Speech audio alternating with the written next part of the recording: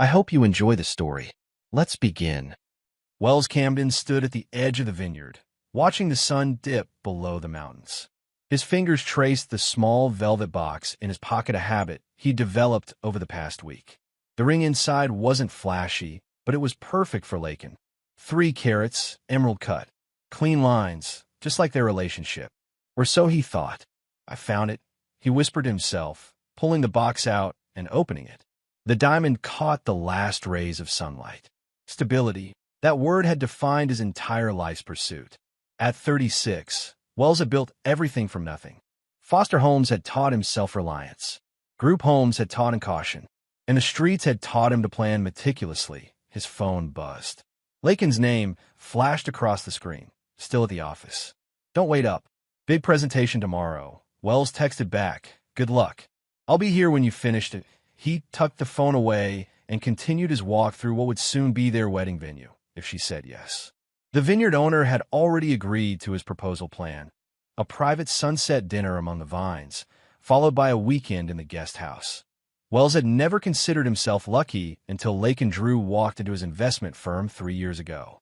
She was captivating, smart, ambitious, and seemingly genuine. With her cascading dark hair and sharp green eyes, she commanded the room during her pitch for a lifestyle brand partnership. Planning for tomorrow, a voice broke his concentration. Wells turned to find Zadie Moss approaching, her practical boots crunching on the gravel path. As his closest friend and business partner, she was the only person who knew about the upcoming proposal. Always, Wells replied, tucking the ring box back into his jacket pocket.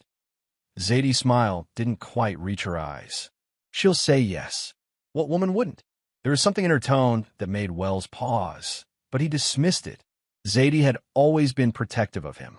She'd been there through his darkest times, when the foster system had failed him, when he'd worked 3 jobs to put himself through business school. The vineyard's perfect, Zadie continued, surveying the property. A bit extravagant for a proposal, though. Wells shook his head. It's an investment. We'll have our wedding here, too. You're always thinking ahead, she said, then check her watch. I should head back. Early meeting tomorrow.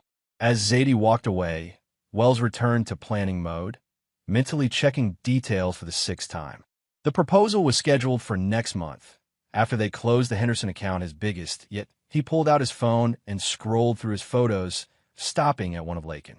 She was laughing, caught in a candid moment during their trip to Seattle last year. That was before she'd gained 15,000 more Instagram followers, before her face had become more calculated in photos. Walking back to his car, Wells wondered when he'd last seen that genuine laugh. The thought dissolved as he started the engine. He had a meeting with his lawyer tomorrow to add Lakin to his will. Another step toward permanence. The drive back to their downtown Asheville condo took 20 minutes. Despite Lakin's text, Wells was surprised to find the lights on. He entered to find her curled on the sofa, scrolling through her phone. I thought you were working late, he said, hanging his jacket by the door. Lakin looked up, her expression shifting from absorbed to attentive so quickly that Wells almost missed the transition. The presentation prep went faster than expected, she said, putting her phone down. Where were you? Meeting with a client, he replied. Not technically a lie, the vineyard owner was now a client. Hungry. Lakin stood and stretched. Already ordered. Should be here any minute. She crossed the room and kissed him, her arms wrapping around his neck. Wells breathed in her familiar scent, something expensive that she'd started wearing after her first sponsored post. I have news, she said, pulling back with a smile that didn't quite meet her eyes. Merritt Knox wants us at her dinner party next weekend. It's going to be filmed for her blog.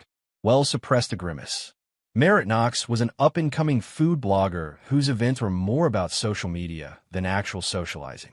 But these connections were important to Lakin's growing influence in the lifestyle space. I'll be there, he said. And there's something else, Lakin continued, her fingers playing with the collar of his shirt. Roan called today. Wells felt himself stiffen. My brother called you? What? He's back in town. Wants to reconnect. Lakin's tone was casual, but her eyes watched his reaction carefully. Wells hadn't seen Roan in nearly 2 years. Their last meeting had ended with Wells paying off yet another of his younger brother's debts, a pattern established since childhood. Did he say why he's back? Wells asked, moving away from Lakin to pour himself a glass of water. Just that he's finished finding himself in Thailand. Or was it Tibet? She waved her hand dismissively. He mentioned staying for your birthday next month. Wells nodded, processing this information. Roan's reappearances usually coincided with financial difficulties or when he needed something. The timing, with the proposal approaching, was inconvenient. He's family, Wells finally said. We'll make time for him. Lakin smiled and returned to the couch. That's why I told him. Family is everything. She picked up her phone again, her attention already drifting away. Wells watched her for a moment, wondering why the word family sounded rehearsed coming from her lips. Lakin had once mentioned being estranged from her parents, though she'd been vague about the details. The doorbell rang their dinner delivery. As Wells moved to answer it, he caught Lakin's reflection in the hallway mirror. For just a second, before she realized he could see her, her face was completely blank, emotionless. Then her practiced smile slid back into place. Wells filed the observation away, a habit from childhood. When noticing small changes in foster parents' moods could mean the difference between a peaceful night or another placement, he paid the delivery person and returned with their food. They ate in comfortable silence, both scrolling through emails. This was their routine, professional, organized, predictable. Later that night, as Lakin slept beside him, Wells stared at the ceiling, thinking about his brother's return and the changes he'd noticed in his fiancée. Small things, new friends he hadn't met, events she attended without him, the way she'd started locking her phone. Trust had never come easily to Wells. His childhood had taught him that security was temporary, that people left. Lakin had been the exception until recently. He turned to look at her sleeping form, wondering if the changes were all in his head. Planning a future meant taking risks, opening yourself to loss. Wells closed his eyes, pushed the doubts away, and forced himself to sleep. The Saturday morning sun streamed through the windows of their condo as Wells finished his workout. Sweat dampened his shirt as he completed his final set of push-ups 50, as always. Discipline was the foundation of his life. The front door opened, and Lakin entered carrying 2 coffee cups. She'd started rising early for weekend runs recently, another new habit. I brought you black coffee, she said, setting 1 cup on the kitchen counter. Wells stood, wiping his face with a towel. Thanks. Good run. Amazing. The river trail was practically empty. She took a sip from her cup, studying him over the rim. Don't forget we're meeting Roan for lunch. Wells nodded, reaching for the coffee. The bitter liquid matched his mood. After 2 years of silence, his brother had arranged a lunch meeting through Lakin rather than contacting him directly. I should shower, he said. Lakin caught his arm as he passed. Hey, it'll be fine. He's trying. Wells looked down at her hand on his arm. You've been talking to him a lot. Just trying to help. He's your brother, Wells. She released his arm and stepped back. Family is complicated. I get that. You never talk about your family, he pointed out. Lakin's expression closed off slightly. Nothing to talk about. You know that. She turned away, effectively ending the conversation. An hour later, they pulled into the parking lot of a trendy downtown restaurant. Wells spotted his brother immediately. Same unruly dark hair, same easy smile that had charmed teachers, social workers, and countless women. Wells. Roan stood as they approached the outdoor table, arms spread wide. Man, look at you. Still built like a brick wall. Wells accepted the hug stiffly. Good to see you, Roan. His brother turned to Lakin, his smile widening.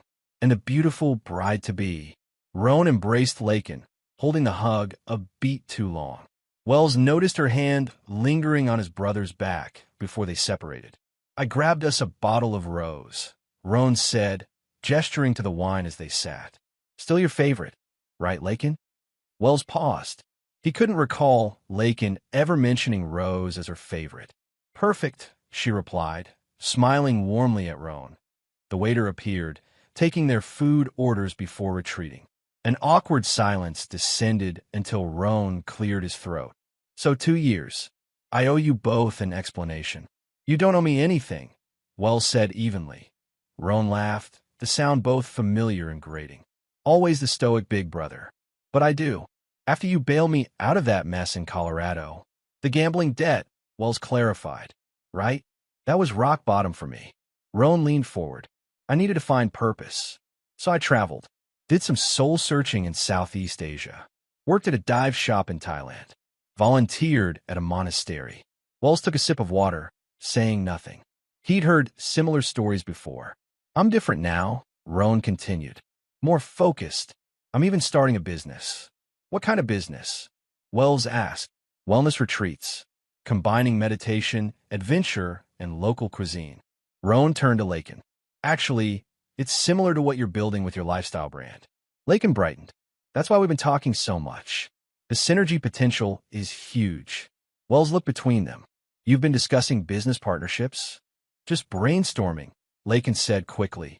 Nothing concrete. Actually, Roan interjected, Lakin's been invaluable. She's got the social media presence my concept needs. Their food arrived, temporarily halting the conversation. Wells watched as Roan and Lakin fell into animated discussion about content creation and audience engagement.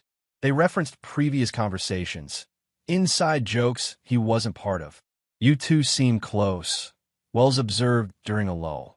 Roan glanced at Lakin before answering. We've been FaceTiming about business ideas. Lakin's been mentoring me. I didn't know that, Wells said, looking at his fiancée. Lakin shrugged. It didn't seem important to mention. Just helping family. The word family, again, wielded like a shield. Wells studied her face, searching for deception, but Lakin had already turned back to Roan. Tell Wells about your investor meeting, she prompted. As Roan launched into another story. Wells noticed how Lakin leaned toward his brother, how her laugh seemed more genuine than it had in months. Small details accumulated, her hand brushing Roan's when reaching for the wine, their shared glances when inside references were made. Halfway through lunch, Lakin's phone chimed. That's Merritt, she said, checking the message. Confirming next weekend's dinner. She wants to know if Roan can come too. I wouldn't want to intrude, Roan said, though his expression suggested otherwise. Don't be silly, Lakin replied. Merritt would love your energy. Plus, you can network for your retreat business. Wells watched this exchange silently. The invitation hadn't been extended to Roan initially that had been Lakin's doing. So it's settled, Lakin concluded, typing a response. The three of U.S. next Saturday at Merritt's. Wells nodded, forcing a smile. Sounds good. The rest of lunch passed with Wells observing more than participating. As they prepared to leave, Roan insisted on paying with legitimate money. He joked, I in the parking lot. Roan hugged Lakin goodbye, whispering something that made her laugh. Then he turned to Wells. Thanks for giving me another chance, brother. It means everything.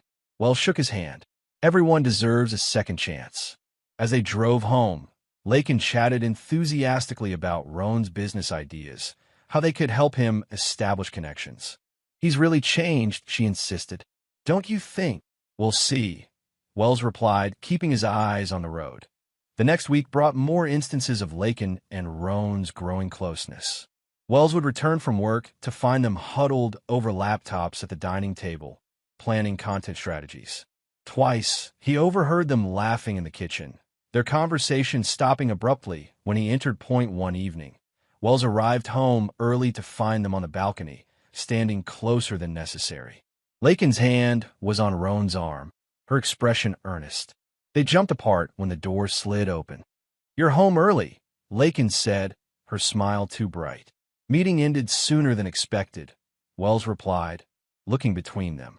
What's going on? Showing Roan some potential retreat locations, Lakin said, holding up her tablet. Santorini has amazing light for photos. Wells nodded slowly. Santorini, where we talked about honeymooning. An awkward pause followed. I should go, Roan said, gathering his things. See you both Saturday at Merritt's. After Roan left, Lakin busied herself with dinner preparations, avoiding Wells' gaze. Is there something I should know? Wells finally asked. Lakin turned, her expression frustrated. Like what, Wells? What are you implying? You tell me. You've been spending a lot of time with my brother. For his business. For our family connection. She emphasized the word our, in a way that made Wells' jaw tighten. I'm trying to build a relationship with him because he's important to you. Wells said nothing, weighing her words against what he'd observed. Do you trust me? Lakin asked, her voice softening as she approached him. I want to, he admitted. She wrapped her arms around his neck. Then trust me. There's nothing going on. Wells nodded, returning her embrace. But that night, as they lay in bed, he caught her checking her phone, smiling at a message before quickly locking the screen. The vineyard proposal plan suddenly seemed very far away. Saturday arrived with perfect weather, clear blue skies, and comfortable temperatures ideal for Merritt Knox's backyard gathering. Wells adjusted his collar as they pulled up to the sprawling Tudor home on the outskirts of Asheville. Remember, this is being filmed for her blog, Lakin reminded him, checking her makeup in the visor mirror. Be personable. Wells nodded. I'll do my best. And try to look happy about Roan being here, she added. People love a good family reunion story. Before Wells could respond, Merritt appeared at their car, camera crew in tow. Her signature eccentricity was on full display, a flowing floral dress paired with combat boots. Her pink-streaked hair pulled into an elaborate updo. The power couple arrives, Merritt exclaimed, pulling Lakin into a hug while the cameras rolled. And where's the prodigal brother? Roan's meeting us here, Lakin replied, effortlessly sliding into her public persona, more animated, voice pitched slightly higher. Wells followed them inside, nodding politely at the various influencers and local entrepreneurs Merritt had assembled. The backyard had been transformed with string lights, rustic tables, and elaborate food stations, all perfectly positioned for optimal filming angles. Wells Camden. Merritt turned to him once they reached the patio. The man who makes the magic happen behind the scenes. Without you, Lakin's brand would be just another pretty Instagram feed. Lakin's success is her own, Wells replied diplomatically. So modest. Merritt laughed, turning to the nearest camera. This is why power couples work, folks. Complementary energies. Lakin squeezed his arm, her silent signal that he'd said the right thing. Wells accepted a drink from a passing server, scanning the crowd for his brother. Roan arrived 20 minutes later, making an entrance that drew all eyes. He'd always had that ability to command attention simply by existing. Today, he was dressed more carefully than usual in a tailored blue shirt that Wells recognized as a brand Lakin had recently promoted. Sorry I'm late, Roan announced, embracing Merritt like an old friend though they'd never met. Traffic was brutal. Worth the wait, Merritt declared, visibly charmed. Everyone, this is Roan Camden, wellness entrepreneur and brother to our very own Wells. Wells noticed how Roan's introduction centered on his connection to them leveraging their established reputation. Some things hadn't changed. The gathering progressed with Merritt's carefully choreographed activities, a tour of her herb garden, a mixology demonstration, and finally, the main meal. Wells found himself seated between Lakin and Inez Landry, Lakin's former college roommate. Wells, Inez said quietly as the others engaged in louder conversations. It's been a while. Almost a year, he agreed. He'd always appreciated Inez's straightforward nature, no social media presence, no brand partnerships, just an academic passion for literature that had once aligned with Lakin's own interests. How's the English department? He asked. Thriving. Just got my book contract. Inez glanced past him to where Lakin was engaged in animated conversation with Roan across the table. And you? How's everything? Something in her tone suggested concern beyond casual interest. Good, Wells replied automatically. Busy with work. Inez nodded, studying him. You know, Wells, some people aren't who they present themselves to be, especially those skilled at crafting narratives. Before Wells could respond, Merritt tapped her glass, calling for everyone's attention. Before dessert, I believe our groom-to-be has something special planned. Wells froze. He hadn't planned anything, but all eyes turned to him expectantly, including Lakin's, though her expression held something unreadable. Merritt continued. Wells, we've set up the perfect moment for your wedding toast. The cameras are ready when you are. Understanding dawned. Merritt had misinterpreted something. Perhaps Lakin had mentioned their engagement, and Merritt had assumed a formal wedding announcement was planned for her event. Now everyone was waiting, Wells stood slowly, mind racing. The vineyard proposal was weeks away, but he could adapt. He reached for his wine glass, buying time to collect his thoughts. First, I'd like to thank Merritt for bringing us all together, he began. Supportive murmurs circulated around the table. Wells caught Roan watching him with an odd expression, anticipation mixed with something else. Lakin and I have been engaged for 6 months now, Wells continued, looking at his fiancée. And in that time, I've been planning our future together. A future built on trust, loyalty, and honesty. He reached into his pocket, fingers brushing against his wallet where he kept a photo of them, not the ring, which was still hidden at home. But the gesture was enough to make several guests gasp in anticipation. To new beginnings, Wells said, raising his glass. And to keeping our promises. As the guests lifted their glasses, Lakin suddenly stood. The movement was abrupt, drawing all attention to her. Something in Wells' instincts flared in warning. Actually, she said, her voice carrying clearly across the suddenly quiet gathering, I have something to say. She moved away from the table, creating space. The camera crew adjusted, following her movement.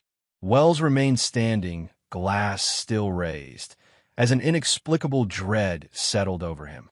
Wells is right about new beginnings, Lakin continued, about trust and honesty, which is why I can't continue with something that doesn't feel right. Confused murmurs rippled through the guests. Wells lowered his glass slowly. Lakin, he said quietly, what are you doing? She didn't look at him. Instead, her gaze fixed on Roan, who was now watching her with widening eyes. The heart wants what it wants, Lakin announced. And sometimes we have to be brave enough to admit when we've made a mistake. In one fluid motion that appeared spontaneous but struck Wells as rehearsed, Lakin moved in front of Roan's chair and dropped to one knee. Gasps erupted around the table. Roan Camden, she said, loud enough for the cameras to catch every word. From the moment you came back into our lives, I've been fighting this feeling. But I can't deny it anymore. You're the one I want to build a future with. Roan's shock appeared genuine for a split second before his expression shifted to emotion that matched the moment's theatricality. His eyes glistened with tears that seemed to appear on command. Will you marry me? Lakin finished, producing a small box from her pocket, a box Wells had never seen before. The silence that followed was absolute. Every eye moved between the 3 points of this unexpected triangle. Lakin on her knee, Roan with tears streaming down his face, and Wells, completely still. Then Roan nodded, choking out a yes that broke the tension. The gathering erupted in confused exclamations and awkward applause as Roan pulled Lakin to her feet and into an embrace that crossed the line from affectionate to intimate. Wells stood motionless, watching this performance unfold. His mind registered details with hyperclarity. The way the cameras moved in for close-ups, how Merritt's initial shock transformed into delighted calculation at the content she'd just acquired, Inez's hand reaching toward him in silent support. Someone tried to speak to him, but Wells didn't hear the words. His focus narrowed to Lakin and Roan, still entangled, now kissing as though no one else existed, as though Wells himself had already disappeared. With deliberate control, Wells set his glass down on the table. The sound was barely audible, yet it seemed to catch Lakin's attention. She finally looked at him, her expression a complex mixture of defiance and what appeared to be anticipation, as if waiting for his reaction, for the drama his pain would provide. Wells offered nothing. Not anger, not shock, not devastation. His face remained impassive as he straightened his jacket, nodded once to Merritt, and walked away from the table. Wells, Lakin called after him, her voice carrying the perfect note of conflicted emotion. We should talk. He continued walking, his back straight, steps measured. Behind him, the murmurs grew, the cameras kept rolling, and the spectacle continued without its intended victim's participation. Wells reached his car, started the engine, and drove away from Merritt Knox's perfectly staged backyard betrayal. His phone began buzzing with notifications the footage was already being uploaded, the story spreading. But Wells Camden had stopped playing his assigned role. He had work to do. Roan Camden woke to sunlight streaming through unfamiliar curtains. His head throbbed. the result of too much celebratory champagne after yesterday's dramatic events. Beside him, Lakin slept on her stomach, dark hair spread across the pillow as he reached for his phone, unsurprised to find dozens of notifications. Merritt's video had gone viral overnight. Hashtag BBQ proposal was trending, with opinions divided between those who found the story romantically impulsive and those condemning Lakin's public betrayal. Either way, they were getting attention. Exactly as planned. Roan slid out of bed and padded to the bathroom. As he washed his face, he studied his reflection. At 32, he still had the same charming features that had made life easier, the smile that convinced landlords to accept late rent, the eyes that made women forgive his disappearances. But something fell off this morning. The victory tasted less sweet than anticipated. Returning to the bedroom, he noticed a small envelope on the nightstand that hadn't been there last night. His name was written on it in Wells' precise handwriting. Roan froze. When had Wells been here? How had he entered without waking them? With cautious fingers, he opened the envelope. Inside was a note and something small and metallic. He tipped the object into his palm, the engagement ring Lakin had presented yesterday. Except it wasn't the same ring. The stone that had appeared to be a diamond under Merritt's mood lighting was clearly cubic zirconia in the morning sun. The band wasn't even proper gold, just cheap metal already beginning to discolor. Roan unfolded the note with a growing sense of unease. Keep the costume jewelry. You two always loved playing dress-up. W. Lakin, Roan said, his voice sharper than intended. Wake up, she stirred, blinking sleepily before her social media smile appeared. Morning, fiancé. Look at this. He held out the fake ring and note. Lakin's smile vanished as she sat up, snatching both items. What the hell? This isn't the ring I bought. Apparently Wells decided to upgrade our prop, Roan said, attempting humor though his stomach had knotted uncomfortably. How'd he get in here? Lakin looked around the bedroom, her bedroom in the condo she shared with Wells. More importantly, where is he now? Roan asked. Lakin was already reaching for her phone. I'll call him. The call went straight to voicemail. She tried again with the same result. He's blocked me, she realized, voice rising. Try yours. Roan's call met the same fate. He sat on the edge of the bed, the fake ring now feeling heavier than its cheap materials warranted. It's fine, Lakin said, though her tone betrayed her. He's just angry. He'll cool down. You know my brother better than that, Roan replied. Wells doesn't do angry. He does calculated. Lakin stood, wrapping herself in a robe. Well, what's the worst he could do? We didn't break any laws. The condo is in both our names. Our finances are separate except for one joint account for household expenses. She headed for the kitchen, continuing to list reasons they shouldn't worry. Roan followed, his unease growing. He'd known his brother his entire life, had watched Wells methodically build himself from nothing after the system failed them both. Wells didn't act from emotion. He constructed outcomes. In the kitchen, Lakin stopped abruptly. Every cabinet door stood open. Inside, half the contents were missing. What the? She moved to the refrigerator. It too had been partially emptied, all Wells' preferred items gone. He's packed his things, Roan concluded. That's ridiculous. His clothes are still. Lakin rushed back to the bedroom, flinging open the closet door. She froze. We're gone. Half the closet, Wells' half, was empty. Not just clothes, but every personal item meticulously removed, down to the wooden hangers he preferred. Lakin moved through the condo with increasing panic, discovering more evidence of Wells' methodical departure. The home office had been cleared of specific files and electronics.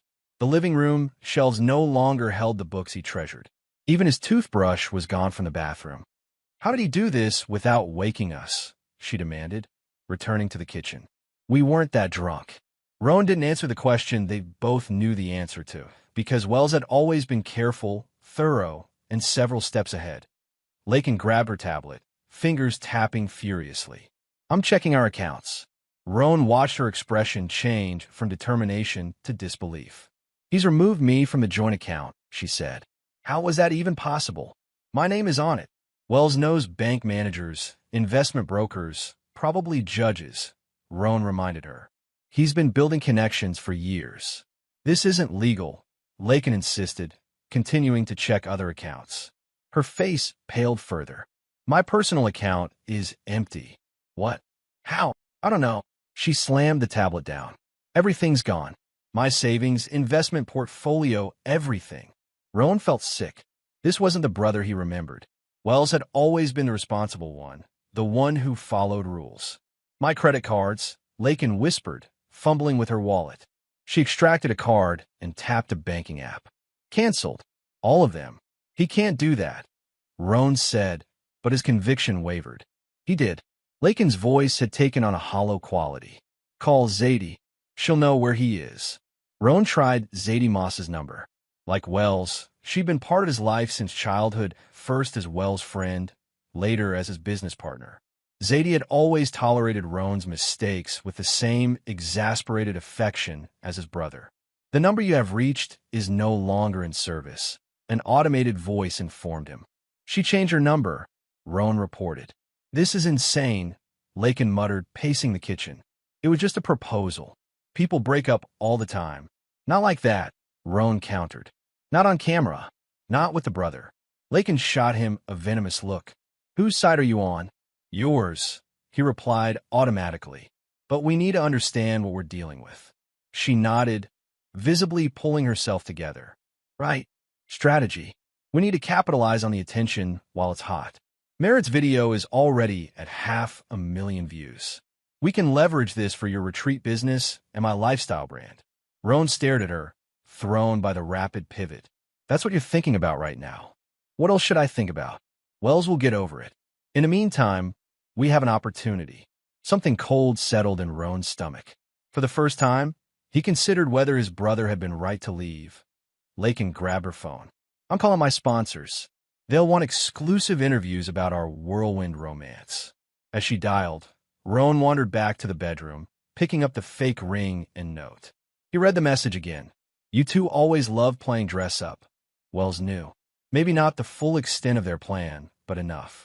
Enough to understand that the entire spontaneous proposal had been orchestrated for maximum exposure, a calculated move to boost Lakin's following and provide Rowan with the investor attention his non-existent retreat business needed. What Wells couldn't have known was that the original plan hadn't included Rowan actually being with Lakin. That part had evolved during their planning sessions, stolen kisses turning into something more complicated. From the kitchen, Rowan heard Lakin's voice shift into its professional register as she connected with someone. She was already spinning their story, the unexpected connection, the impossible-to-deny attraction. Rowan sat on the edge of the bed, turning the fake ring over in his fingers. He betrayed his brother, the one person who'd never given up on him, despite ample justification for a woman who was already strategizing how to monetize that betrayal. His phone buzzed with a text from an unknown number. He opened it to find a single sentence. You have 24 hours before the real story breaks. Choose your next move carefully. Attached was a screenshot of messages between Lakin and himself from 2 weeks ago, outlining the proposal plan in explicit detail that Rowan's blood ran cold. He deleted the text immediately, though he knew it was pointless. Wells already had what he needed to in the kitchen. Lakin was still talking, her voice rising with excitement as she described potential sponsorship opportunities for their love story. Rowan pocketed the fake ring, a prop in a performance that was rapidly spinning beyond his control. For the first time in his life, he was afraid of his brother, not of physical confrontation, but of the calm, methodical destruction Wells was clearly capable of. By evening, Lakin's initial confidence had crumbled. Her calls to sponsors had gone unanswered. Emails bounced back. Social media messages remained unread. It doesn't make sense, she said, pacing the living room where Rowan sat nursing a bourbon. These people were begging for my endorsement last week. Rowan said nothing. He'd spent the day alternating between checking his phone for further messages from Wells and helping Lakin try to access her accounts, all unsuccessfully. It's like I've been erased, Lakin continued. My bank claims they have no record of my accounts ever existing. That's impossible, Rowan said, though he was no longer certain of anything. Tell that to the manager who just informed me that my signature doesn't match their records. Lakin collapsed onto the sofa. How is Wells doing this? Roan considered showing her the threatening text, but decided against it. He wasn't proud of his decision, but self-preservation had always been his default setting. "We need to think practically," he said instead. "What resources do you have that Wells can't touch?" Lakin frowned. "My sponsor products, I guess. I could sell them. And my followers," she added. "They're still mine. I can use them too." Her words cut off as she checked her phone. "What the hell? What now? My Instagram. It's gone." Her voice rose in panic. "Not just logged out, completely gone. The account doesn't exist anymore." Roan moved to look over her shoulder as she frantically searched for her profile. It had indeed vanished, along with its 100,000 followers. "Try your other platforms," he suggested. Each attempt revealed the same situation. Twitter, TikTok, her lifestyle blog, all erased as if they had never existed. "This isn't happening," Lakin whispered, her composure finally cracking. "He can't do this. Nobody can do this." But Roan was beginning to understand just how thoroughly Wells had prepared. His brother hadn't just walked away, he'd systematically dismantled Lakin's entire constructed reality. "We need to find him," Lakin decided, standing abruptly. "Confront him directly." "And say what?" "Sorry we humiliated you on camera. Please give back the empire you built?" Lakin glared at him. "This isn't funny, Roan. He's destroyed my life's work in less than 24 hours. "Your life's work," Roan repeated, a bitter edge entering his voice. "You mean the brand you built using his connections? The platforms he helped you establish? The followers you gained through his business expertise? Whose side are you on?" Lakin demanded for the second time that day. "I told you yours, but I'm also trying to be realistic. Wells isn't some random ex-boyfriend you can manipulate. He's calculated this down to the minute." Lakin's phone rang, the first incoming call all day. She lunged for it. "Unknown number," she muttered before answering. "Hello? Yes, this is she." Roan watched her expression shift from hopeful to confused to alarmed. "What letter? I haven't sent any. No. There must be a mistake." She listened for several more seconds. "Yes, I understand. Thank you for informing me."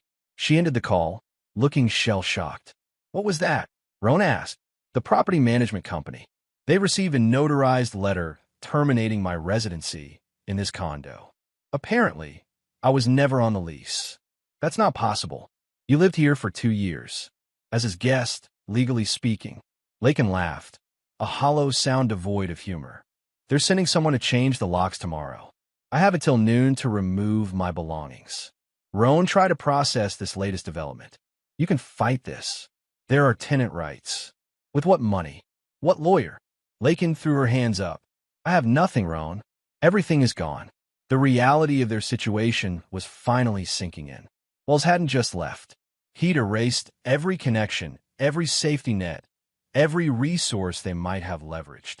"We still have each other," Roan offered weakly. Lakin's laugh turned bitter. "Oh, that's comforting. You're as broke as I am." The accusation stung, though it wasn't untrue. Roan had returned to Asheville with barely enough money for a month's rent. His business existed only in conversations and a hastily created website. "We need to start packing," Lakin said, her voice flat. I refused to give him the satisfaction of having my things thrown into the street. As they began the depressing task of gathering her belongings, Roan's phone buzzed again. Another unknown number. "Tick-tock, little brother. 18 hours left." Roan deleted the message immediately, but the damage was done. Wells was watching, counting down to something Roan couldn't predict but instinctively feared. "Who was that?" Lakin asked, noticing his expression. "No one." Roan lied, resuming the packing. By midnight, they had filled Lakin's car with essential items. The question of where to go remained unanswered until Roan reluctantly suggested a budget motel on the outskirts of town, the only option they could afford with the cash they had on hand. As they drove through the darkened streets, Lakin finally broke down, tears streaming silently down her face. "I had everything," she whispered. "I was on the verge of securing a regional lifestyle contract. Another few months, and I would have been financially independent. Now it's all gone." Roan reached across to squeeze her hand, offering comfort he didn't entirely feel. Her words revealed priorities he hadn't fully understood until this moment. Lakin hadn't just betrayed Wells for Roan, she'd done it for the publicity, for the dramatic story that would elevate her brand. The motel was exactly as depressing as expected. One room, a queen bed, faded wallpaper, and the persistent smell of cigarettes despite the no-smoking sign. "We'll figure this out tomorrow," Roan said as they settled into the uncomfortable bed. Wells can't have thought of everything, but his sleep eluded him. Roan feared that was exactly what his brother had done. Morning brought no relief. Roan woke to find Lakin already dressed and frantically scrolling through her phone. "It's everywhere," she said without looking up. "What is?" he asked, voice rough with sleep. "Us. The BBQ proposal. But not how we planned." She turned the phone so he could see the screen that a blog post titled "The Queen in Shattered Glass" filled the display. The author, anonymous but writing with intimate knowledge, had published a detailed expose of Lakin's history. Every manipulation, every calculated relationship, every step of her social climbing was laid bare with damning specificity. "Who would?" Roan began, then stopped as realization dawned. "Inez Landry. My former roommate," Lakin confirmed, her voice hollow. "We had a falling out years ago when she accused me of stealing her boyfriend." She laughed bitterly. She was right, of course. Roan took the phone, scrolling through the post. The writer had receipts, screenshots of Lakin's private messages to previous boyfriends, documentation of her methodical approach to relationships as career advancement opportunities. "There's more," Lakin said, taking the phone back and opening another tab. This time, a video filled the screen. Zadie Moss, Wells' best friend, spoke directly to camera with calm precision. "Many have asked for my comment on the viral barbecue proposal involving my friend Wells Camden, his fiancée Lakin Drew, and his brother Roan.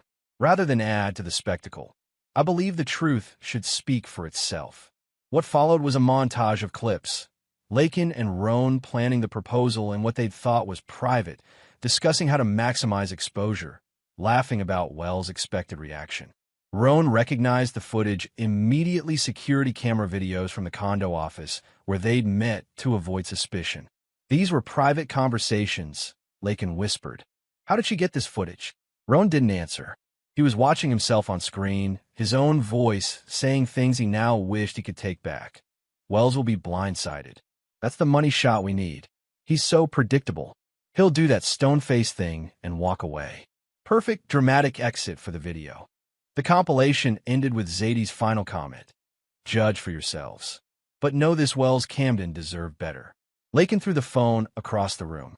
"That backstabbing witch. She was recording us the whole time." "Actually, I think Wells was," Roan said quietly. "The office where we met belongs to his investment firm. He probably has security cameras throughout the building. And he waited until now to release this." Lakin demanded, "Why not stop the proposal if he knew?" Roan had been wondering the same thing. The answer chilled him. Because public humiliation was more effective than private confrontation. Wells had let them execute their plan so he could destroy them more thoroughly. Lakin retrieved her phone, checking other platforms. "It's on everything: Twitter, TikTok, all the local news sites. They're calling me the barbecue bride. What about your backup accounts?" Roan asked.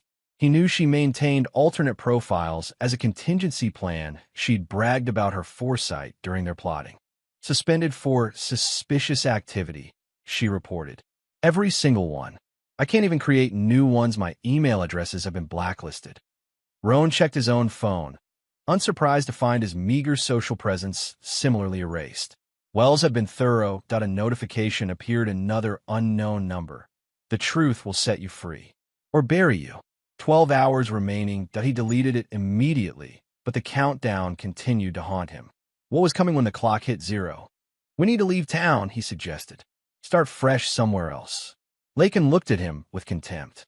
"With what money? What identification? My wallet is missing. So are my passport and birth certificate. When did that happen?" "I don't know," she snapped. "But they're gone, along with everything else that matters." Roan checked his own wallet. His ID and credit cards remained, but he knew they were worthless now. Wells would have closed any accounts connected to his name. "My sponsors," Lakin said suddenly, reaching for her phone again. "Not all of them follow social media drama. Some might still."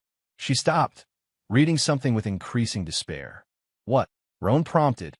Email from Beauty Burst Cosmetics. They're terminating our partnership due to breach of moral clause. Same from Wellness Way and Fit Life. And she stopped, scrolling faster. All of them. Every sponsor I had. Roan watched as the last of her composure crumbled.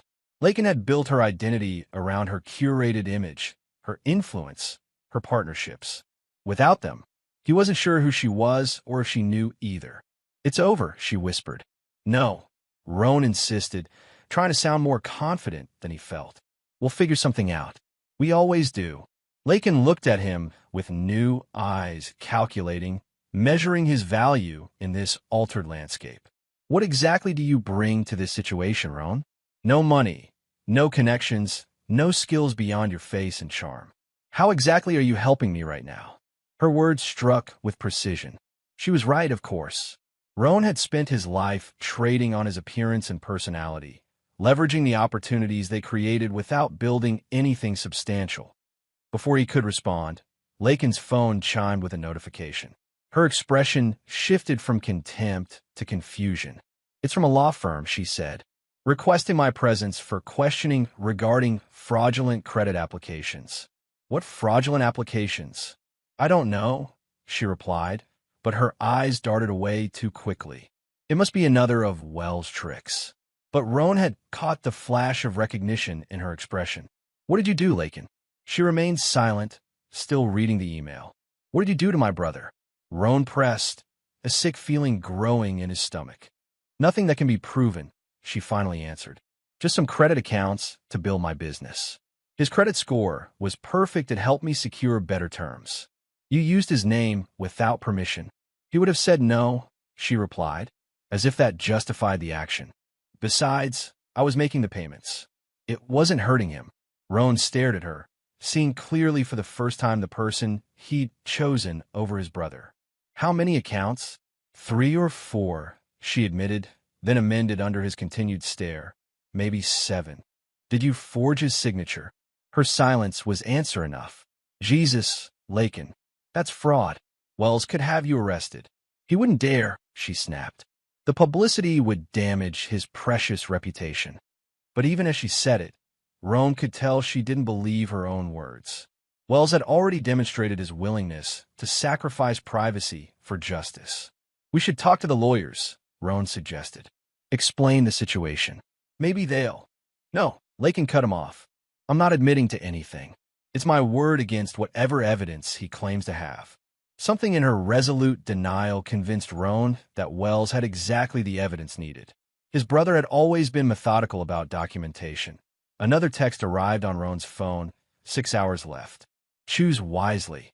This time, he didn't delete it immediately. Instead, he considered his options, none of which seemed promising. Stay with Lakin and face whatever Wells had planned, or I need some air, Roan said, grabbing his jacket. And food. I'll pick up something for both of us. Lakin barely acknowledged him, too absorbed in her collapsing digital presence to notice his hesitation at the door. Outside, Roan walked to the corner of the motel property, where he finally did what he should have done yesterday. He called his brother. The call connected on the second ring. I was wondering when you'd reach out, Wells said, his voice calm. 5 hours and 43 minutes before the deadline.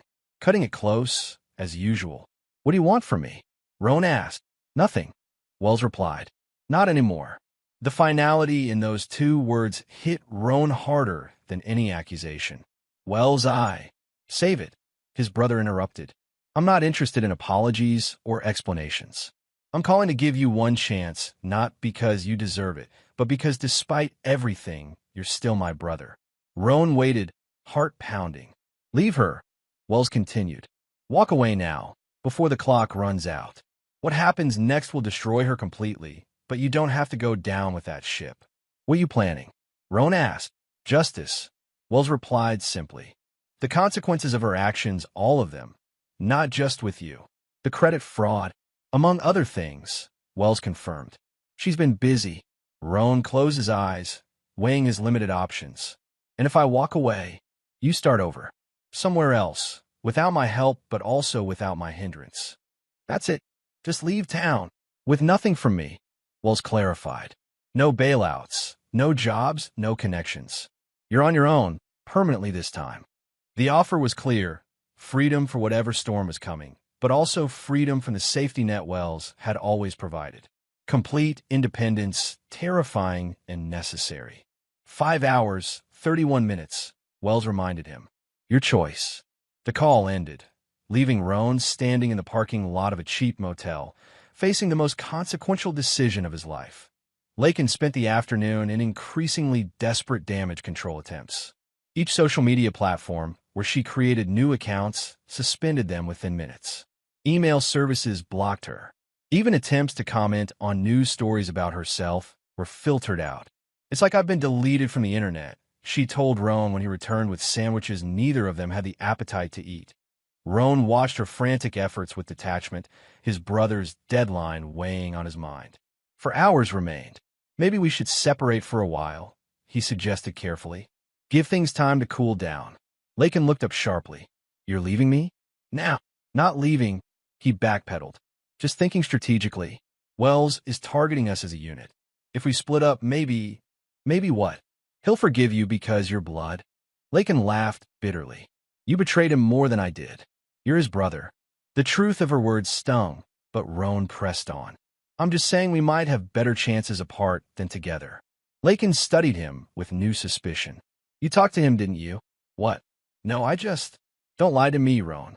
She stood, advancing on him. What did he offer you? A way back into his good graces? Money. Nothing, Roan insisted. He offered me nothing. It wasn't entirely a lie. Wells had indeed offered nothing, no help, no resources, just the absence of active destruction. Lakin seemed about to pursue the point when her phone rang. She checked the number, her expression shifting to hope.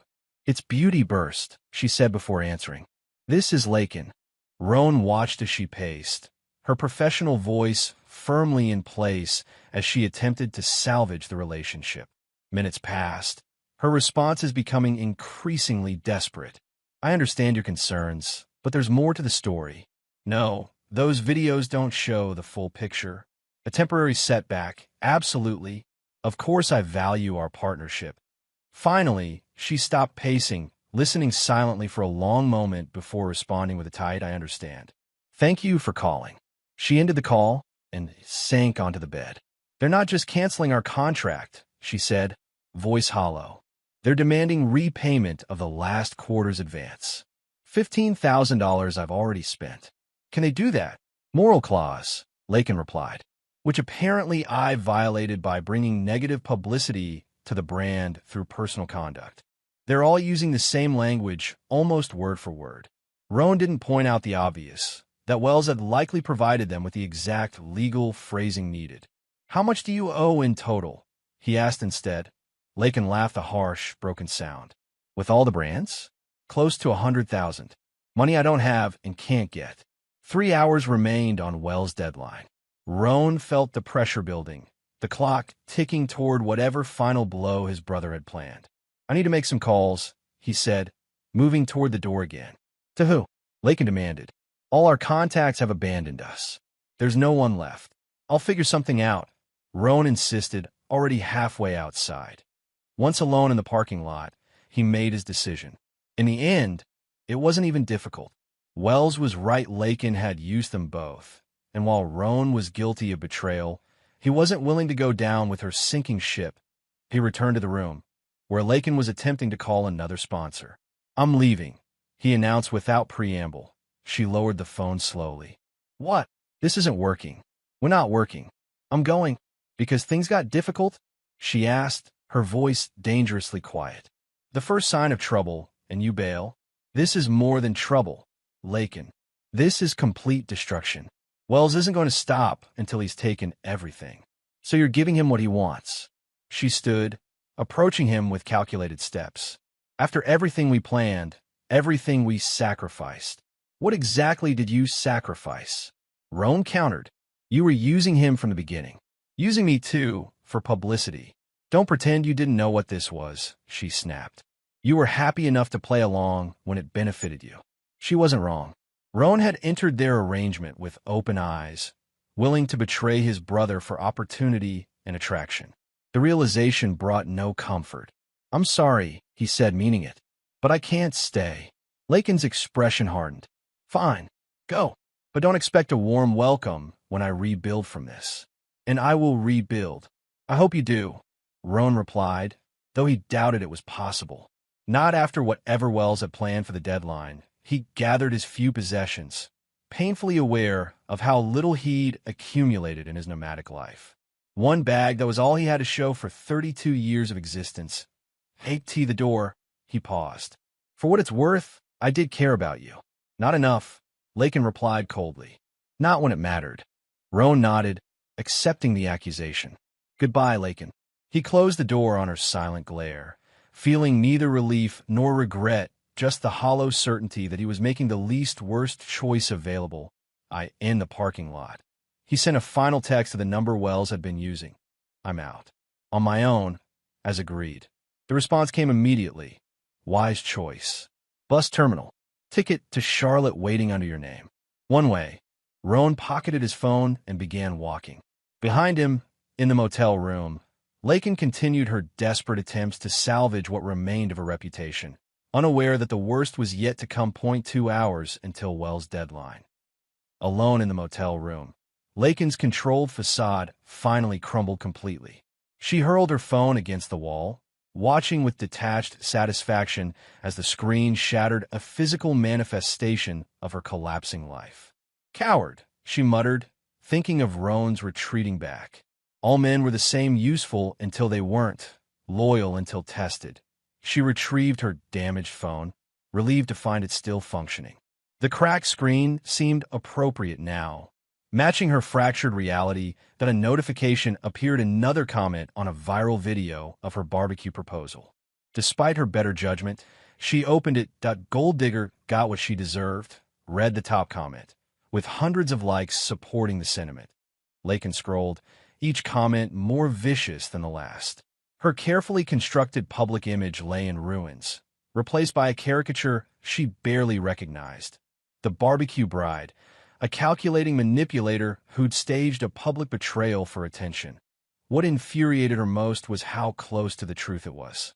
Not entirely accurate, she had developed genuine feelings for Roan during their planning, but close enough that she couldn't convincingly deny the core accusation. Her phone buzzed with an email notification. Another sponsor, terminating their relationship. She deleted it without reading the details. The walls of the small motel room seemed to close in. Lakin paced, her breathing becoming shallow as anxiety tightened its grip. She'd experienced panic attacks before, but always managed them privately, away from the perfect image she presented to the world. Now, alone with her disintegrating reality, the panic overwhelmed her. Her heart raced, palms sweating as she struggled to control her breathing. The sensation of impending doom was both psychological and literal. Wells' deadline loomed just hours away. What was coming? What final humiliation had he planned? Lakin forced herself to the bathroom, splashing cold water on her face. The stranger in the mirrors startled her, pale, eyes red-rimmed. The careful makeup that had been her armor now smudged and defeated. She reached for the prescription bottle in her toiletry bag. The anti-anxiety medication she rarely needed but always carried, part of the private reality she'd kept hidden from her followers. 2 pills. A glass of water. Deep breaths as she waited for the chemical calm to assert itself. Back in the bedroom, she picked up her cracked phone again, unable to resist the self-destructive urge to check the comments. Dozens more had appeared, each adding to the public pillorying.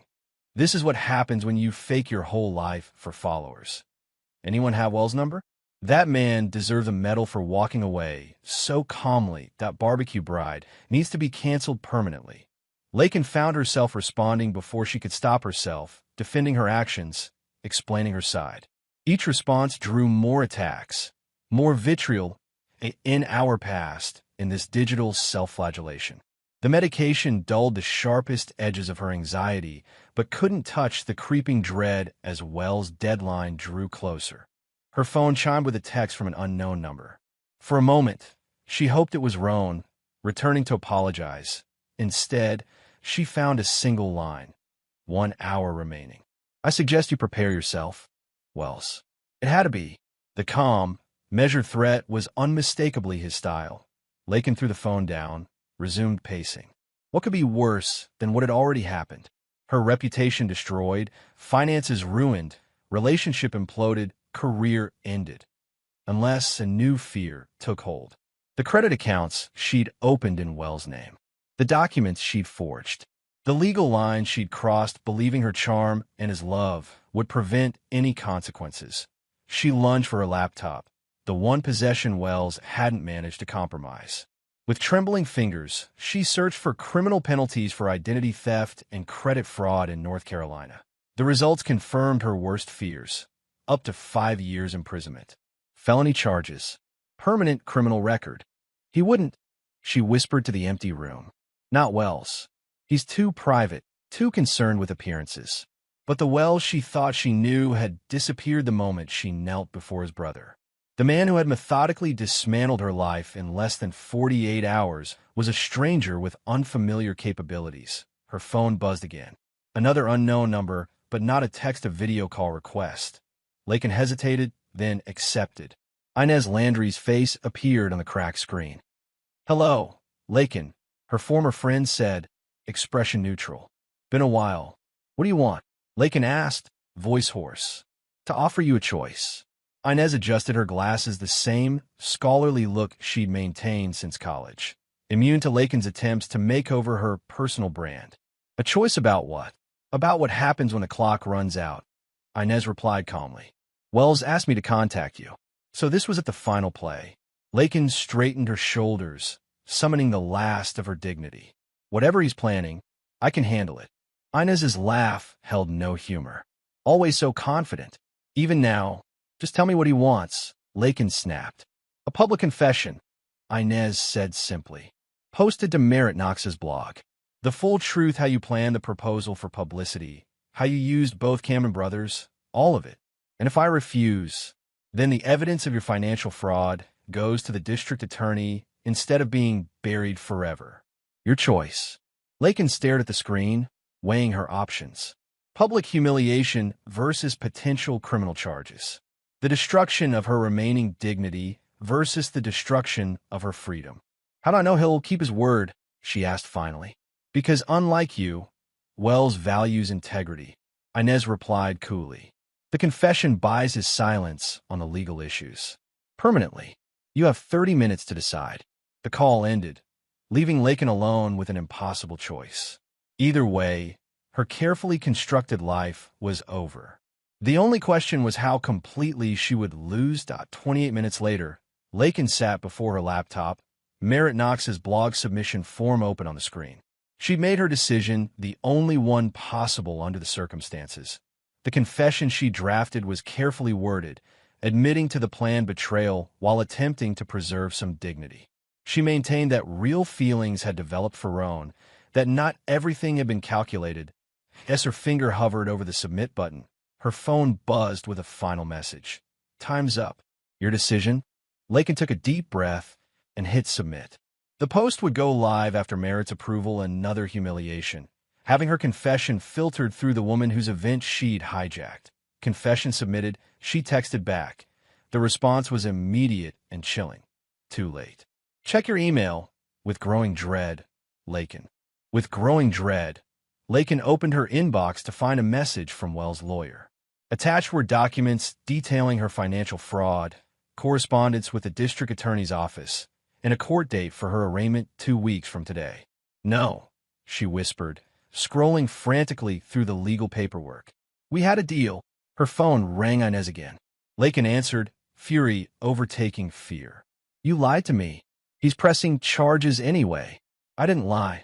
Inez replied calmly. I delivered his message. But you missed the deadline, Lakin. By exactly 3 minutes. 3 minutes? That's insane. No one is that precise.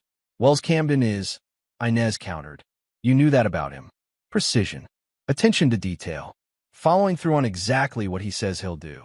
The truth of this statement hit Lakin with crushing force.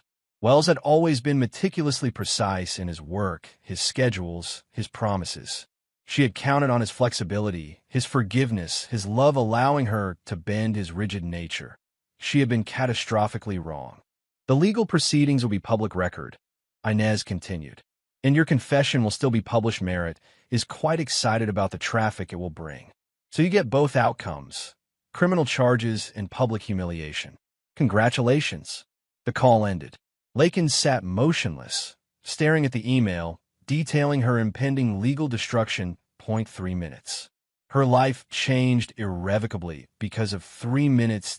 Or perhaps, more accurately, because of a decision made months ago to use Wells Camden as a stepping stone rather than a partner. To see his stability as a resource to be exploited rather than a gift to be treasured. Too late, Lakin understood what she had discarded. And exactly who she had underestimated. 3 months later, Wells Camden stood at the back of Courtroom B in the Buncombe County Courthouse, watching as Lakin Drew's lawsuit against him was systematically dismantled. Your Honor, as we've demonstrated, Ms. Drew was never legally added to the property deed, his attorney explained. Mr. Camden consulted with legal counsel before their engagement to ensure his assets remained protected. The judge, a woman in her 60s with shrewd eyes and thinning patience, nodded. And the joint account Ms. Drew claims entitled her to half its contents. Account records show Mr. Camden was the sole depositor for the 3 years of its existence. Ms. Drew made exactly 0 contributions. Wells maintained his neutral expression as Lakin turned in her seat, scanning the courtroom until she spotted him. Her glare held equal parts hatred and desperation. 3 months had transformed her, the designer clothes replaced by a modest department store suit, the perfect hair now dull and hastily styled. The confident posture collapsed into defeated tension. Their eyes met briefly before Wells looked away, focusing instead on the proceedings. He wasn't here for confrontation or satisfaction, only completion. Ms. Drew, the judge addressed Lakin directly. You've alleged emotional distress and request compensation of $500,000. On what grounds do you justify this amount?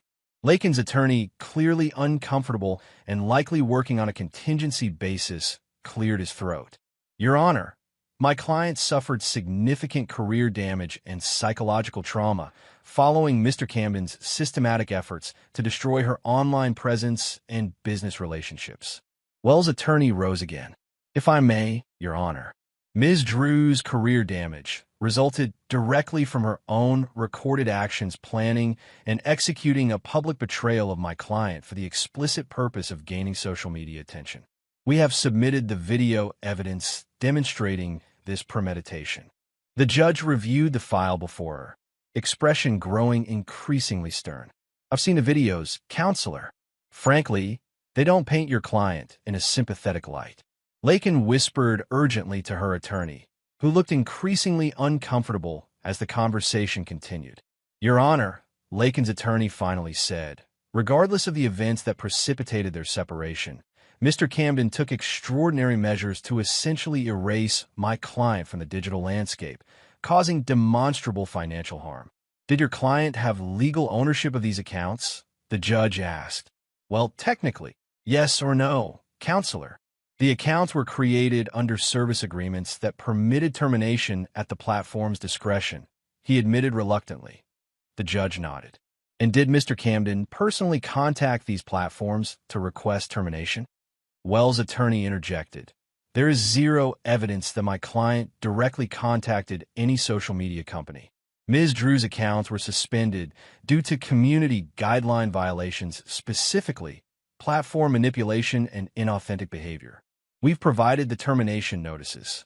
The judge reviewed the documents again before looking directly at Lakin. Ms. Drew, I find no legal basis for your claims. Mr. Camden appears to have protected his assets through entirely legal means.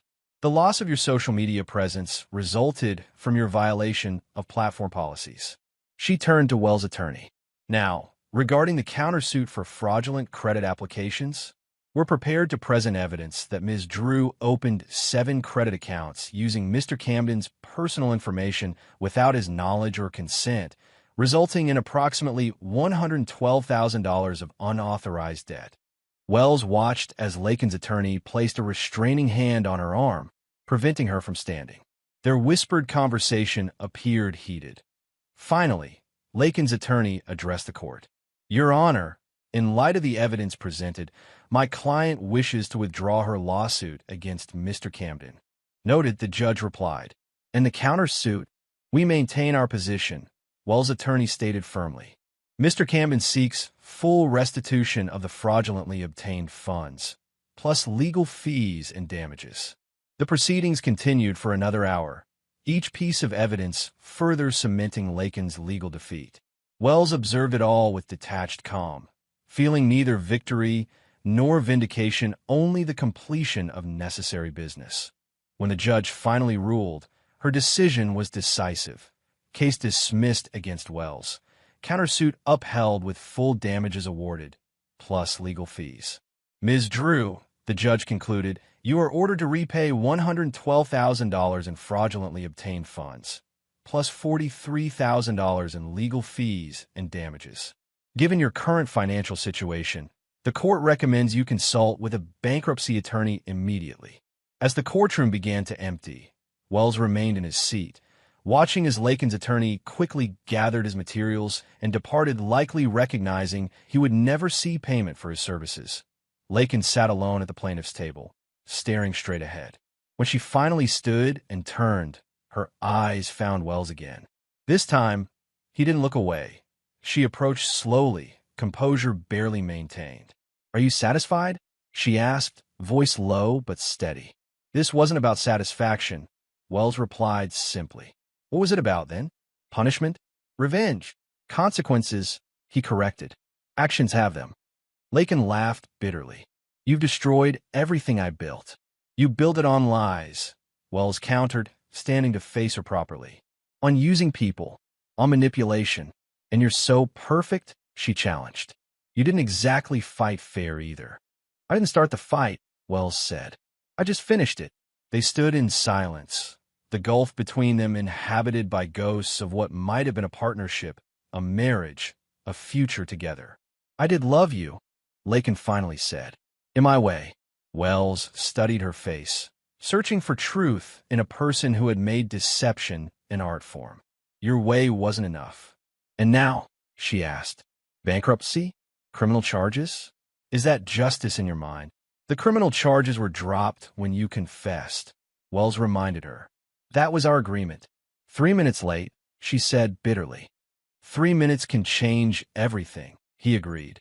"Like the 3 minutes it took you to decide my brother was worth betraying me for." Lakin flinched, the first genuine reaction he'd seen from her in months. "What happens now?" "You rebuild," Wells said simply. "Without my name, my resources, or my concern." Her eyes narrowed. "You think I can't? I think you'll try," he replied honestly. "But foundations matter, Lakin. You can't build something lasting on manipulation and lies." "Watch me," she whispered, defiance flickering in her eyes. Wells nodded once, acknowledging her challenge without accepting it. Then he turned and walked away, leaving Lakin Drew standing alone in the empty courtroom, broke, defeated, but evidently not broken. Outside, Zadie waited by his car, her expression questioning. "How was it necessary?" Wells replied, unlocking the vehicle. "Not pleasant." "Nothing about this has been pleasant," she agreed, sliding into the passenger seat. "Ready for phase 2? Wells started the engine, considering her question. The legal battle was concluded, justice served through proper channels. What remained was personal recovery, rebuilding his own foundation. "Yes," he finally said. "I think I am."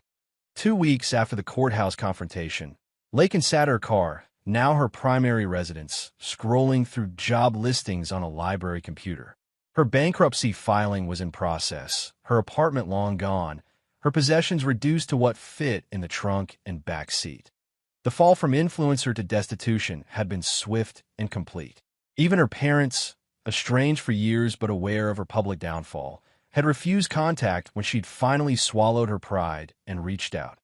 Her phone a prepaid model purchased with cash chimed with a text message. Her heart jumped. Only one person still contacted her consistently.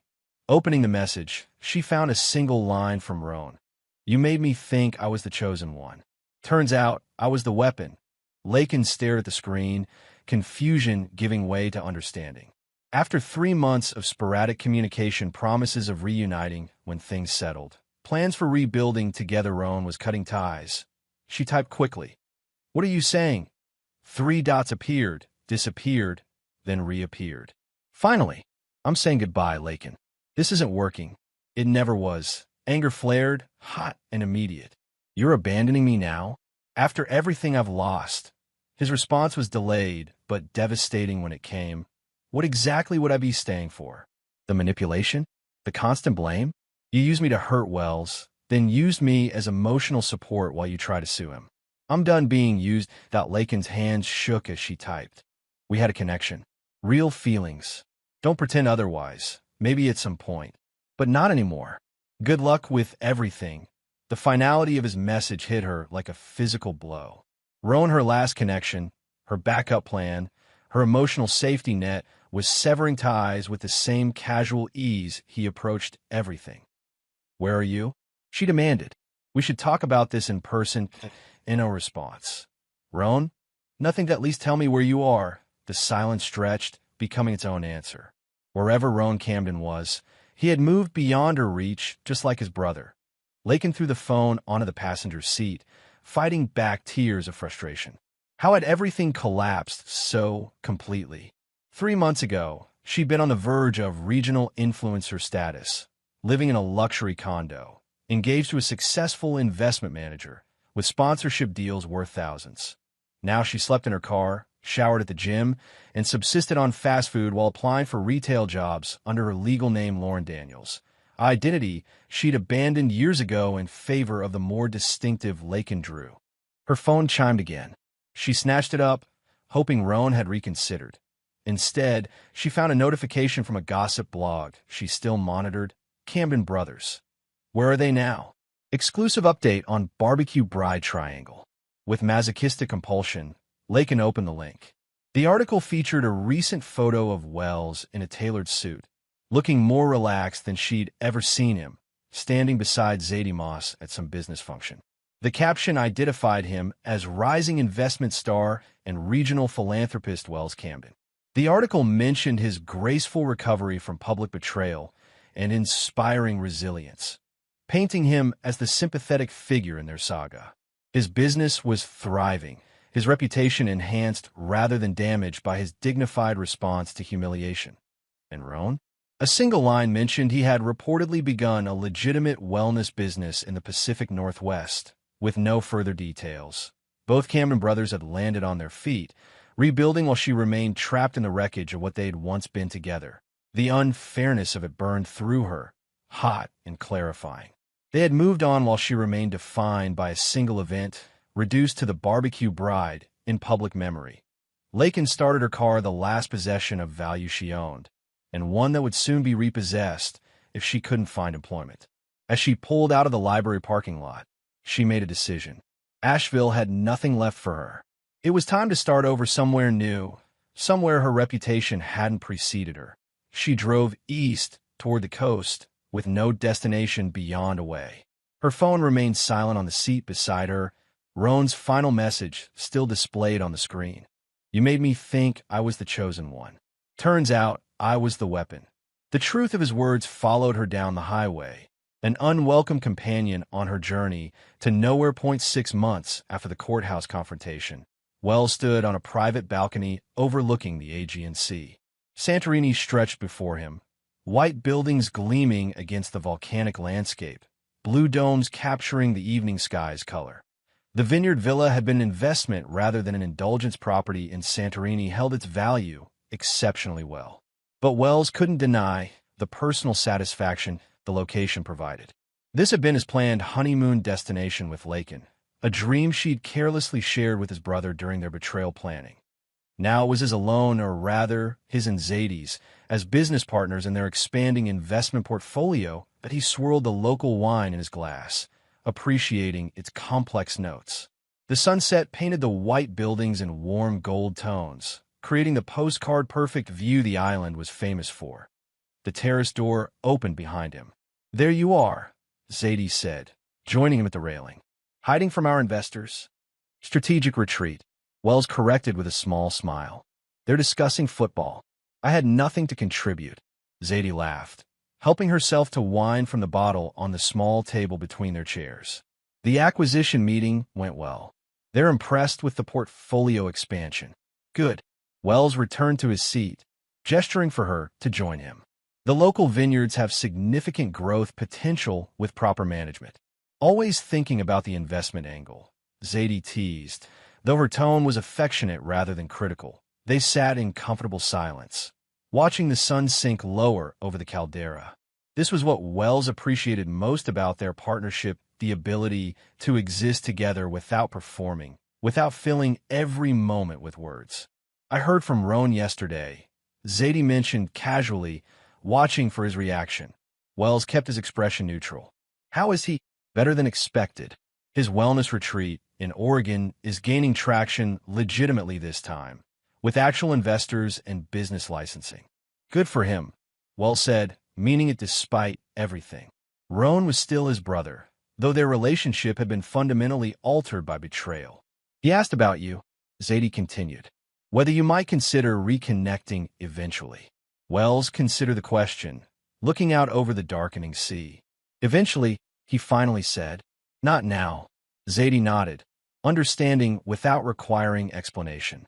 That was another quality he valued in her, respect for emotional boundaries. "What about Lakin?"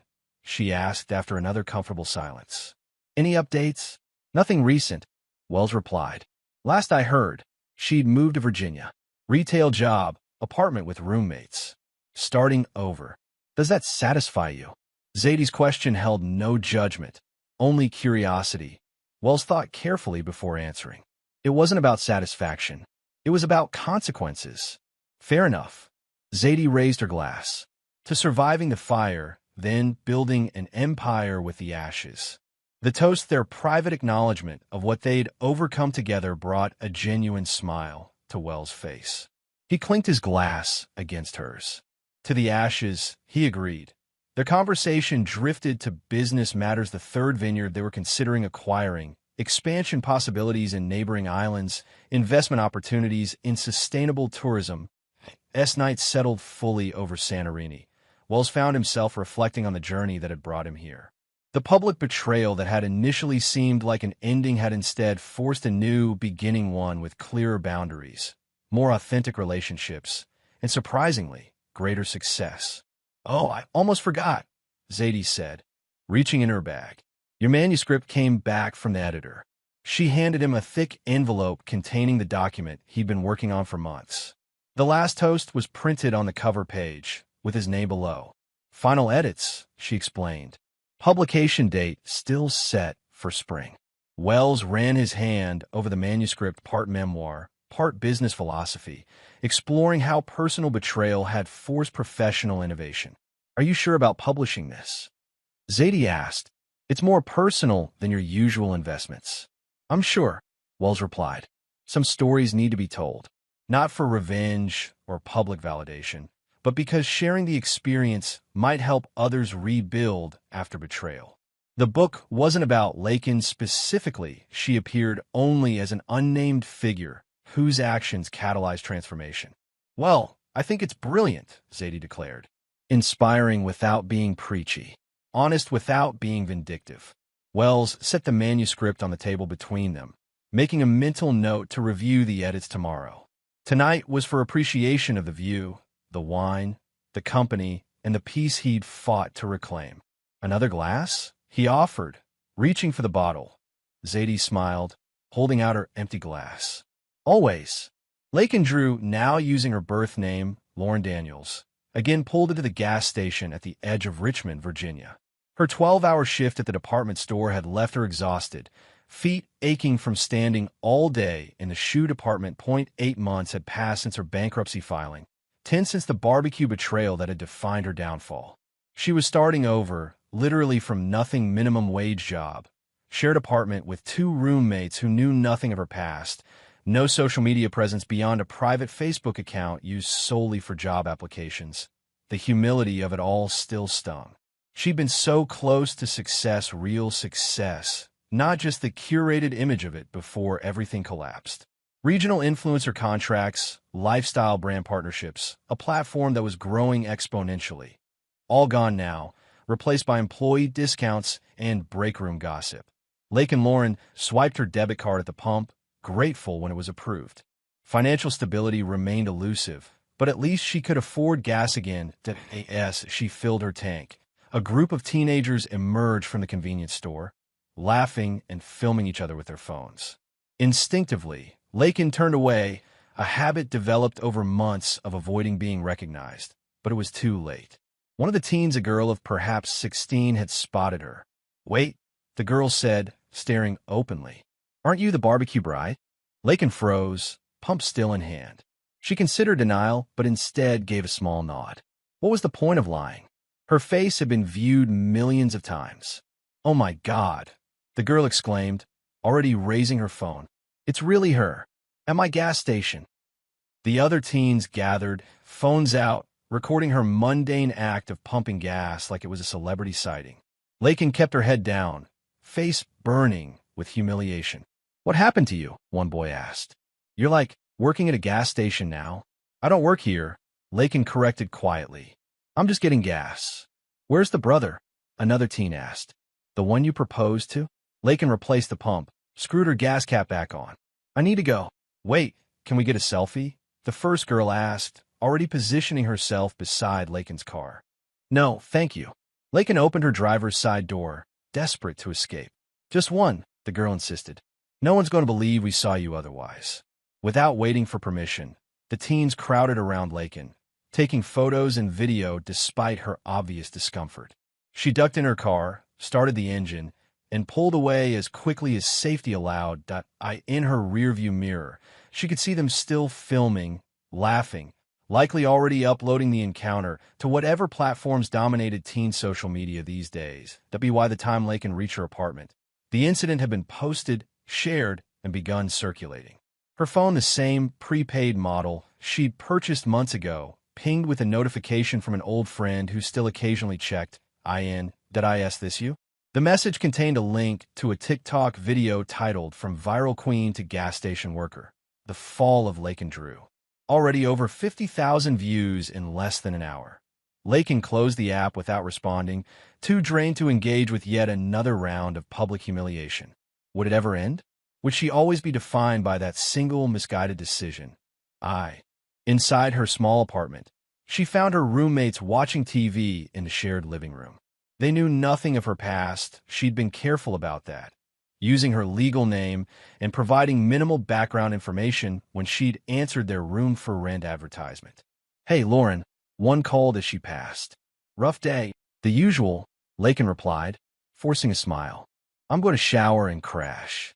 In the privacy of her bedroom, the smallest in the apartment, but the only one she could afford, Lakin finally allowed herself to feel the full weight of the day's humiliation. 10 months later, and she was still the barbecue bride, still defined by her worst decision, still unable to escape the narrative that had consumed her former identity. She pulled out her laptop, a basic model purchased with her first paycheck, and hesitated before opening a browser window. Against her better judgment, she searched her own name. The teen's video was indeed trending, already picked up by several gossip sites. Alongside it were older stories: her bankruptcy, her failed lawsuit against Wells, her disappearance from social media. And there, in the related section, was a new headline that made her heart stop. Wells Camden's The Last Toast tops NYT bestseller list. Memoir of recovery from public betrayal resonates with readers. The accompanying photo showed Wells at a book signing, looking confident and successful. Beside him stood Zadie Moss, her hand resting comfortably on his shoulder in a gesture that suggested more than business partnership. Lakin clicked the article, masochistic curiosity overriding self-preservation. The book was described as an honest exploration of betrayal, resilience, and rebuilding that never names names but tells a compelling story of personal and professional recovery. A publishing success, a bestseller. Wells Camden had transformed their relationship's destruction into literary triumph, while she pumped gas for teenagers to mock on social media. Lakin closed the laptop abruptly, unable to bear more. The ultimate indignity wasn't just surviving while she struggled, it was thriving, creating meaning and success from the very event that had destroyed her. She lay back on her bed, staring at the ceiling of her rented room. 10 months ago, she'd been planning sponsorship deals and content strategies. Now she was planning how to afford new work shoes on a retail salary. The universe, it seemed, had a particularly vicious sense of irony. Her phone buzzed again, another notification about the gas station video, now approaching 100,000 views. Lakin turned the device off completely. Tonight, at least, she would disconnect from the endless reminders of her fall. Tomorrow she would face another shift at the department store, another day of rebuilding from nothing, another step in the long journey back from being the barbecue bride. 18 months after the barbecue proposal, Wells Camden stood backstage at a TEDx event in Seattle, reviewing his notes one final time. The invitation to speak had come after his book's unexpected success. The Last Toast had remained on bestseller lists for 26 weeks, connecting with readers far beyond its intended business audience. 5 minutes, Mr. Camden, a stage manager informed him. Wells nodded, tucking his note cards away. He wouldn't need them. This speech, unlike investment presentations or business lectures, came from a place of absolute authenticity. He had lived every word. From the stage, he could hear the host introducing him, whose journey from public betrayal to personal reinvention has inspired thousands through his best-selling memoir. As applause signaled his cue, Wells straightened his tie and walked onto the stage. The lights were bright, the audience a sea of attentive faces. He approached the center mark, took a deliberate breath, and began.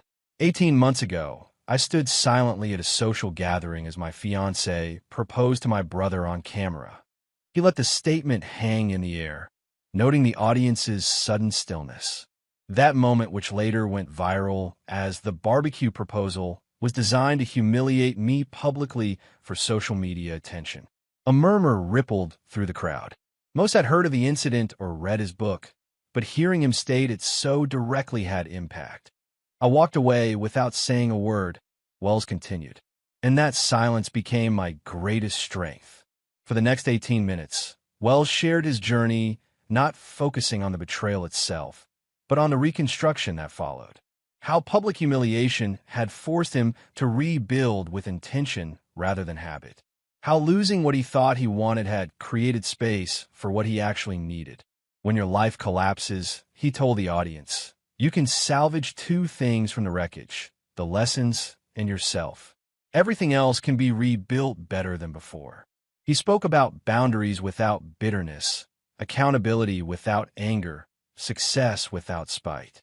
Throughout, he never named Lakin or Roan directly. They remained my former fiancé and my brother, their identities irrelevant to the principles he was sharing. As he approached his conclusion, Wells paused, making eye contact with individual audience members.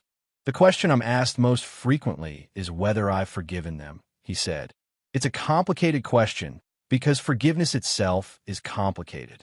What I can tell you is this: I no longer carry anger. I no longer seek justice.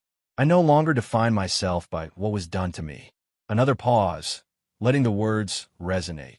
True power isn't found in revenge, though revenge is tempting. It's found in reconstruction, in building something so solid that no betrayal can ever destroy you completely again. Wells moved toward his final point, voice strengthening with conviction. They tried to write my ending. I rewrote the whole damn book. He smiled slightly, acknowledging the literal truth of the statement as well as its metaphorical meaning. And in doing so, I discovered that some endings are actually perfect beginnings.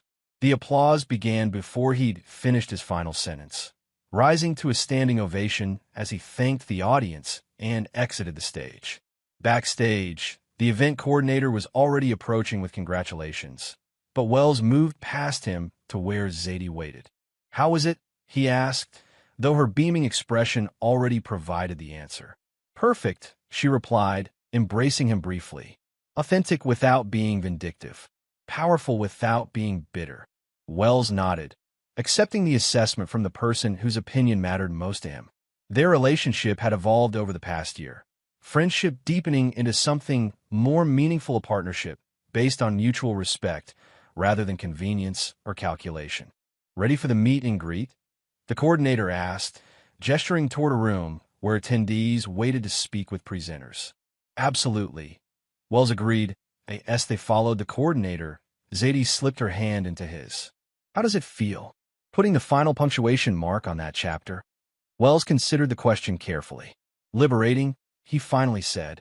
"Like setting down a weight I didn't realize I was still carrying." For 90 minutes, Wells spoke with attendees, signing books, answering questions, listening to stories of others who had rebuilt after betrayal. Throughout, he maintained the balance he'd worked to achieve, compassionate without being naive, guarded without being closed. Later, in their hotel suite, Wells stood at the window overlooking Seattle's skyline. 18 months had transformed his life in ways he couldn't have imagined that day at Merritt Knox's barbecue. Loss had become opportunity. Betrayal had become wisdom. Pain had become purpose. "Penny for your thoughts," Zadie said, joining him at the window. "Just reflecting," he replied, putting an arm around her shoulders. "On endings and beginnings." "And which is this?" she asked, leaning into him. Wells smiled, genuine and unguarded in a way he hadn't been before everything collapsed and was rebuilt stronger. "Definitely a beginning." 5 years after the barbecue proposal, Wells Camden stood in the central building of his third vineyard property, watching his staff prepared for a private event. Ashes and Vine had grown from a single investment property in Santorini to a boutique collection of vineyards across 3 countries. His best-selling book had led to speaking engagements, consulting opportunities, and eventually a reputation as an authority on resilience in business and personal life. The viral video that had once threatened to define him was now merely a footnote in his biography, the catalyst for a more authentic life. Zadie emerged from the office, clipboard in hand. Their partnership had flourished in every sense: business, creative, and personal. Their wedding 2 years ago had been private, attended only by close friends and Wells' brother Roan, with whom he had cautiously rebuilt a relationship. "The investors are arriving in 20 minutes, she informed him. "The 2028 vintage is ready for tasting." Wells nodded, adjusting a place setting at the central table. "And the special bottle?" Zadie smiled. "Right here." She produced an elegant bottle with a custom label, the Last Toast 5th Anniversary Edition. It had become tradition each year. They created a limited vintage commemorating the event that had changed everything, not with bitterness or resentment, but with recognition that sometimes destruction creates space for something better to emerge. "Perfect," Wells said, taking the bottle to examine the label. Meanwhile, 300 miles away, a woman who now called herself Lauren worked the checkout counter at a small boutique. Her life had stabilized over the years, modest but comfortable, with occasional recognition but increasingly rare public interest in her past identity. She had rebuilt too, in her own way. Not with the grand success of the man she betrayed, but with hard-earned wisdom and humility. The viral fame she'd once craved had proven hollow compared to genuine connection.